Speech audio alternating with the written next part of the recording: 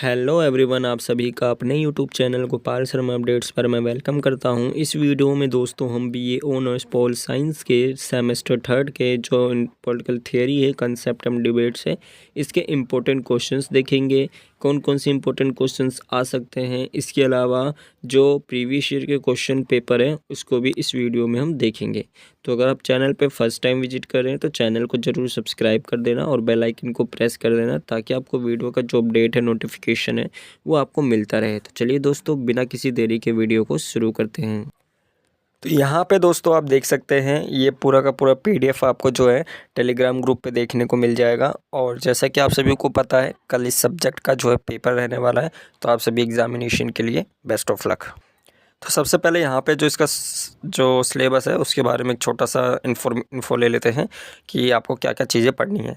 पहला जो चैप्टर रहेगा दोस्तों, ये आपका लिबर्टी से संबंधित है, जो कि स्वतंत्रता नकारात्मक और एवं सकारात्मक कैसे हो सकती है।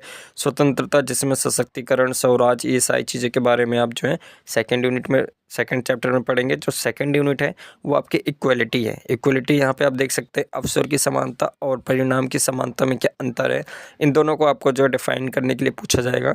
और समतावाद, पृष्ठभूमि की जो असमानता है तथा भेदमूलक सिद्धांत है, ये आप चैप्टर 4 में पढ़ेंगे। जो चैप्टर यूनिट 3 है, ये जस्टिस है, न्याय से संबंधित है, जिसमें प्रक्रियात्मक और मूल रोल्स और उनके जो आलोचक है उसके बारे में पढ़ेंगे। आपको अपने एग्जामिनेशन में जो रोल्स है, इनके नियम से संबंधित एक क्वेश्चन आपको ज़रूर देखने को मिलेगा, तो आपको रोल्स को अच्छी तरह से पढ़ के जाना है। इसके अलावा जो सेकंड यूनिट है, सिक्स्थ यूनिट, फोर्थ यूनिट है, ये आपका राइट है, जिसमें अधिकार है, और इसमें आपका प्राकृतिक, नैतिक और कानूनी अधिकार और दायित्व, सारी चीज़ें यहाँ पे आप फोर्थ यूनिट में आप पढ़ेंगे। फिफ्थ यूनिट आपकी डेमोक्रेसी से, जो कि लोकतंत्र है, जो चैप्टर 7 रहेगा, इसमें आप विचार और व्यवहार के बारे में। चैप्टर 8 में उदार लोकतंत्र एवं इसके आलोचक, और चैप्टर 9 में बहुसंस्कृतिवाद और सहिष्णुता के बारे में आप पढ़ेंगे। तो यूनिट वाइज जो इसके क्वेश्चन है वो देख लेते हैं। तो ये यहाँ पे आप देख सकते हैं, इसके जो क्वेश्चंस हैं, इसमें आपका question number 2, question number 3 important है, जिसमें सकारात्मक और नकारात्मक स्वतंत्रता के बीच में डिफरेंट पूछा जाएगा। और जो मार्क्सवादी स्वतंत्रता की अवधारणा वो क्या रही है, इससे भी क्वेश्चन पूछा जा सकता है। तो सेकंड क्वेश्चन इंपॉर्टेंट है, और स्वधारणा के विभिन्न धारणाएँ जो है बताइए, ये यहाँ पर आप देख सकते हैं। तीनों क्वेश्चन जो हैं अच्छे खासे क्वेश्चन हैं, एग्जाम में इसी तरह के क्वेश्चन आपको देखने को मिलते हैं। इसके अलावा जो सेकेंड यूनिट है, स्वतंत्रता, सशक्तिकरण और स्वराज, इससे संबंधित जो आपके प्रश्न देखने को मिलेंगे उसको दिखा देते हैं। इसके जो क्वेश्चंस हैं, स्वतंत्रता क्या है, स्वतंत्रता के 2 प्रमुख प्रकार कौन कौन से हैं, नकारात्मक स्वतंत्रता, सकारात्मक स्वतंत्रता, इसके बारे में यहाँ पे आप बता सकते हैं। स्वतंत्रता के विभिन्न दृष्टिकोण क्या हैं, किस फिलोसोफर ने या दार्शनिक ने कौन कौन से यहाँ पे अपने दृष्टिकोण बताए हैं, उसके बारे में बता सकते हैं। भारत के संविधान द्वारा दी गई स्वतंत्रता की श्रेणियाँ क्या हैं, विस्तार से आपको व्याख्या करनी है। जो आपको स्वतंत्रता के सब आर्टिकल्स आपको बताए गए होंगे, या उसके अंदर कई सारे आपने पढ़े हो, तो उसको यहाँ पे आपको बताना होगा। क्या भारतीय संविधान द्वारा दी गई स्वतंत्रता निरपेक्ष है या इसे प्रतिबंधित किया जा सकता है, इसके बारे में आपको बताना है। सशक्तिकरण शब्द से आप क्या समझते हैं, सशक्तिकरण के तरीके क्या हैं, सशक्तिकरण जो क्वेश्चन है इससे पूछा जाएगा, तो इसको अच्छी तरह से करके जाना। और सशक्तिकरण के प्रकार कितने हैं, और स्वराज शब्द का अर्थ क्या होता है, जिसमें स्वराज पर गांधी जी और बाल गंगाधर तिलक का जो दृष्टिकोण रहा है उसके बारे में आपको बताना है। तो कुछ ऐसे क्वेश्चन हैं, काफ़ी अच्छे क्वेश्चन रहते हैं जो कि एग्जाम में पूछे जाते हैं, और पेपर अभी आपको दिखाया जाएगा, तो सेम ऐसे क्वेश्चंस भी आपको देखने को मिलेंगे। तो ये यहाँ पे आप क्वेश्चंस देख सकते हैं। नेक्स्ट यूनिट के क्वेश्चन है। नेक्स्ट यूनिट आपकी जो है इक्वलिटी है, समानता है, समानता का अर्थ क्या है, और संक्षेप में यहाँ पे आपको बताना है। समानता के विकास के जो व्याख्या है इसके बारे में आपको बताना है। समानता कितने प्रकार की होती है, समालोचनात्मक व्याख्या यहाँ पे आपको करनी है। और क्वेश्चन में यहाँ पे आपको ध्यान से सोचना है कि समालोचनात्मक क्वेश्चन में पूछा या फिर जो आलोचक होते हैं आलोचनात्मक, वो पूछा गया है। इन दोनों के वर्ड में जो डिफरेंस होता है ये आपको अच्छी तरह से पता होना चाहिए, तभी उसका जो आंसर है आप लिख सकेंगे। और नेक्स्ट यूनिट का जो क्वेश्चन है वो दिखा देते हैं। इसका एक क्वेश्चन दोस्तों इम्पोर्टेंट है कि समानता के औपचारिक तात्विक आयाम की जो तुलनात्मक विश्लेषण है, ये पूछा जाता है क्वेश्चन में आपके एग्जामिनेशन में। ये यहाँ पे आप इसको नोट कर सकते हैं, जो कि यहाँ पे आप देख सकते हैं। नेक्स्ट क्वेश्चन कि अवसर की समानता से आप क्या समझते हैं, इसका मतलब क्या है, और क्या आप सोचते हैं कि ये एक प्राप्त करने योग्य लाभ है। अपने उत्तर की यहाँ पे पुष्टि करते हुए आपको बताना है कि अवसर की समानता किस तरह से आपके लिए, हमारे लिए बेनिफिशियल है, ये यहाँ पे आपको बताना है। औपचारिक समानता से आप क्या समझते हो? आपके विचार में जो औपचारिक समानता है, इसकी अवधारणा और व्यवहार में क्या सीमाएं हैं, क्या यहाँ पे इसकी लिमिटेशंस हैं, वो यहाँ पे आपको बतानी है। अवसर की समानता और परिणाम की समानता के बीच अंतरों का विश्लेषण करना है और सकारात्मक कार्यवाही पर संक्षिप्त एक निबंध लिखना है। आपको अपने पेपर में जो है शॉर्ट नोट्स भी लिखने आएंगे, तो शॉर्ट नोट्स के लिए भी आपको जो टॉपिक्स बताएंगे उनको यहाँ पे अच्छी तरह से करके जाना है।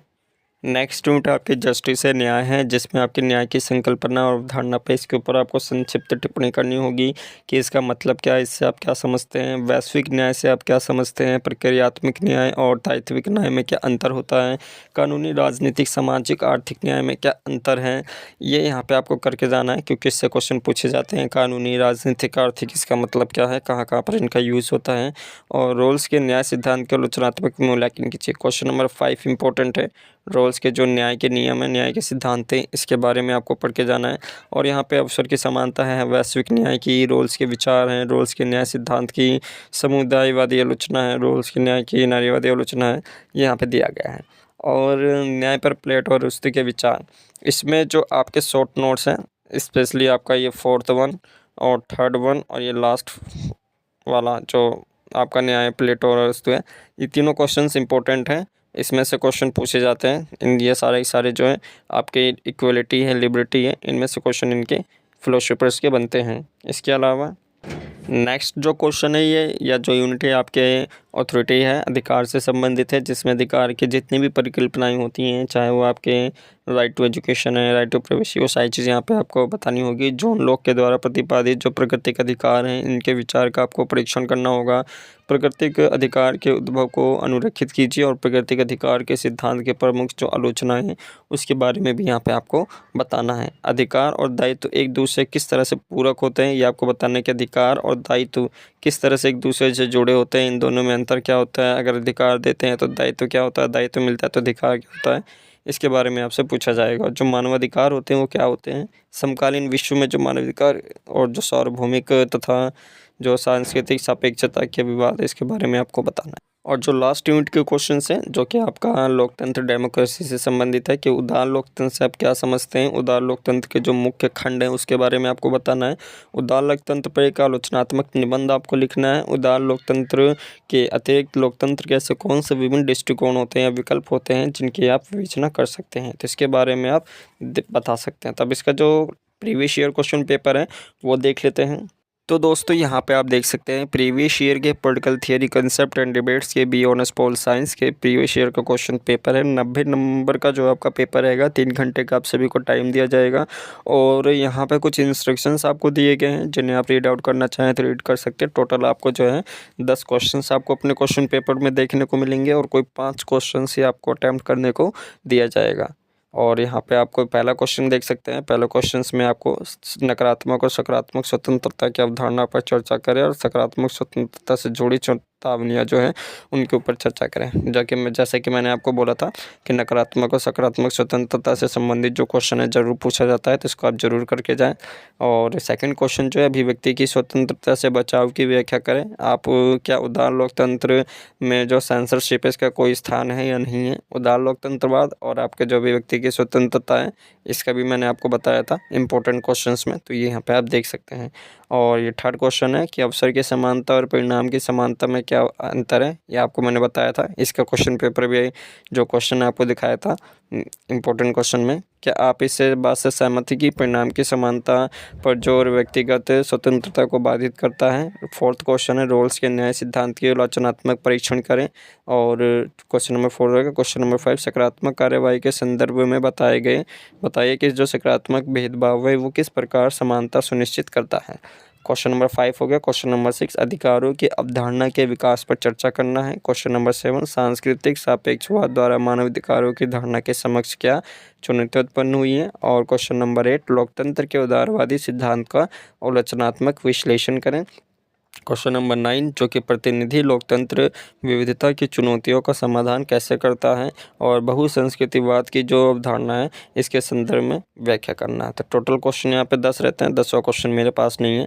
तो यहाँ पे आप देख सकते हैं इस तरह के क्वेश्चन पूछे जाते हैं और लेवल जो है थोड़ा ईजी रहता है अगर आप पढ़ के जाएंगे। और कल आप सभी का एग्जामिनेशन है, उस सभी के लिए आपको बेस्ट ऑफ लक। तो इस वीडियो में केवल